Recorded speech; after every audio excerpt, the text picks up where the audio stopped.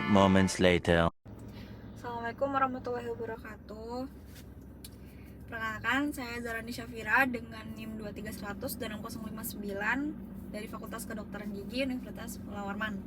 Jadi, pada kali ini saya akan membuat video tugas yang akan menjelaskan bagaimana sih sejarah dan perkembangan bahasa Indonesia itu.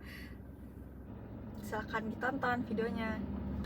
Jadi, bahasa Indonesia sendiri itu adalah bahasa resmi dan bahasa nasional di Indonesia.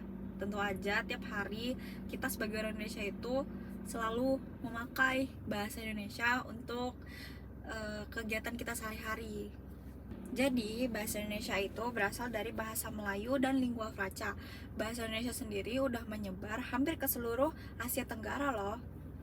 Lingua franca sendiri itu adalah bahasa perantara yang digunakan oleh orang-orang yang berbeda bahasa untuk berkomunikasi.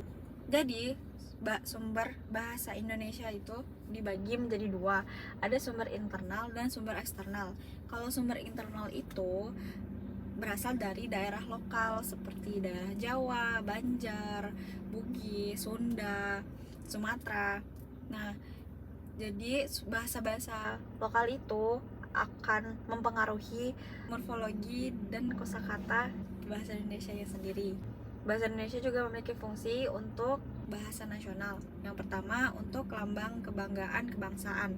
Yang kedua untuk identitas nasional. Yang ketiga, bahasa Indonesia itu untuk alat perhubungan masyarakat sebagai alat komunikasi di berbagai suku dan daerah yang berbeda. Lalu juga ada fungsi bahasa Indonesia sebagai bahasa negara, yaitu yang pertama bahasa resmi kenegaraan. Jadi ada peninggalan berupa prasasti di Indonesia yang menjadikan bukti bahwa kapan bahasa Melayu itu digunakan sebagai alat komunikasi. Jadi beberapa bukti peninggalan prasasti itu ada prasasti kedudukan bukit di Palembang, prasasti Talang Tuo Palembang, prasasti Kota Kapur di Bangka Barat, prasasti Karangbrahi, Bangko, Merangin di Jambi, lalu ada prasasti Gandasuli di Jawa Tengah, dan ada prasasti Bogor.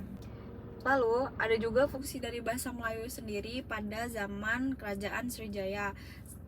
Yang pertama ada fungsinya itu ada untuk bahasa kebudayaan, buku aturan hidup.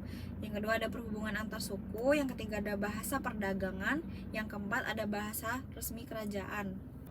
Lalu pasti kalian bertanya-tanya, mengapa sih bahasa Melayu itu diangkat menjadi bahasa Indonesia?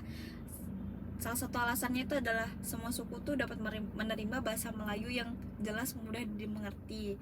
Lalu juga tadi yang sudah saya jelaskan kalau misalnya bahasa Melayu itu adalah bahasa lingua franca yang dimana pada zaman dahulu bahasa tersebut itu digunakan dalam kayak seperti perdagangan antar negara, jadi mudah dipahami oleh orang-orang.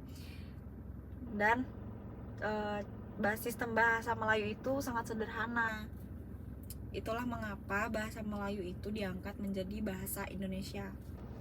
Lalu peresmian bahasa Indonesia itu ada pada Sumpah Pemuda 28 Oktober 1928 yang berbunyi, kami putra dan putri Indonesia menjunjung bahasa persatuan bahasa Indonesia.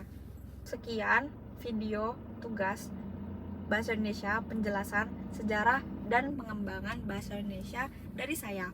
Sekian dari saya. Terima kasih. Wassalamualaikum warahmatullahi wabarakatuh.